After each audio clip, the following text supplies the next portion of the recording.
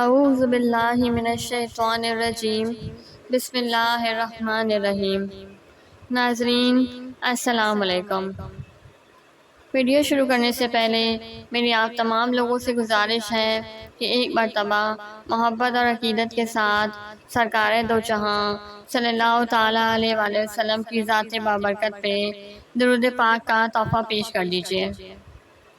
اللہم صلی علی محمد وعلی آل محمد کما صلیت علی ابراہیم وعلی آل ابراہیم انک حمید مجید۔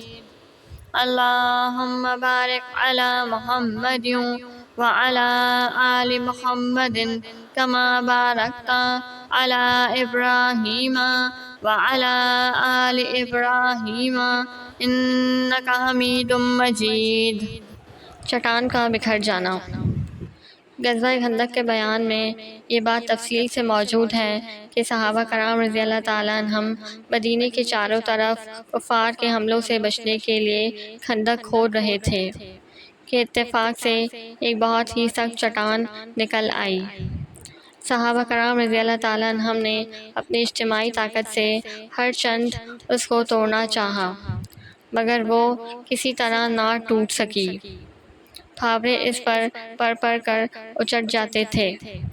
جب لوگوں نے مجبور ہو کر خدمت اقدس میں یہ ماجرا عرض کیا تو آپ خود اٹھ کر تشریف لائے اور پھاوڑا ہاتھ میں لے کر ایک ضرب لگائی تو وہ چٹان ریت کے بھربھرے ٹیلوں کی طرح چور ہو کر بکھر گئی۔ ہر شخص جانتا ہے کہ فتح مکہ سے پہلے خانہ کعبہ میں 360 بتوں کی پوجا ہوتی تھی۔ فتح مکہ کے دن حضور اقدس صلی اللہ علیہ وآلہ وسلم کعبے میں تشریف لے گئے۔ اس وقت دست مبارک میں ایک چھڑی تھی اور آپ زبان اقدس سے یہ آیت تلاوت فرما رہے تھے جس کا ترجمہ یہ ہے کہ حق آ گیا اور باطل مٹ گیا، یقیناً باطل مٹنے ہی کے قابل تھا۔ آپ اپنی چھری سے جس بت کی طرف اشارہ فرماتے تھے وہ بغیر چھوئے ہوئے فقط اشارہ کرتے ہی دھم سے زمین پر گر پڑتا تھا۔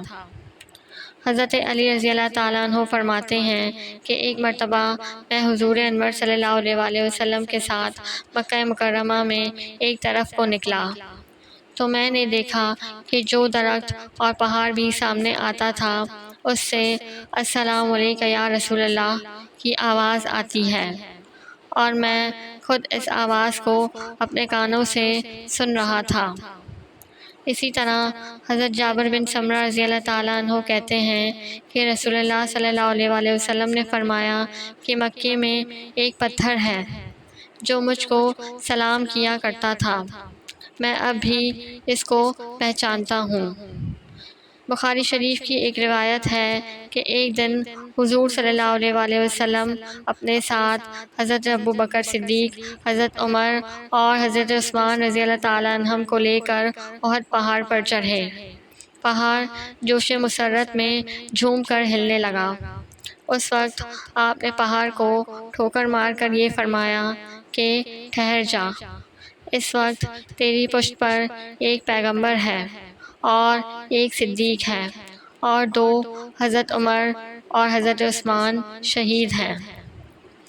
مسلم شریف کی حدیث میں ہے کہ جنگ حنین میں جب کفار نے حضور صلی اللہ علیہ وآلہ وسلم کو چاروں طرف سے گھیر لیا تو آپ اپنی سواری سے اتر پڑے اور زمین سے ایک مٹھی مٹی لے کر کفار کے چہروں پر پھینکی تو کافروں کے لشکر میں کوئی ایک انسان بھی باقی نہیں رہا کہ جس کی دونوں آنکھیں اس مٹی سے نہ بھر گئی ہوں۔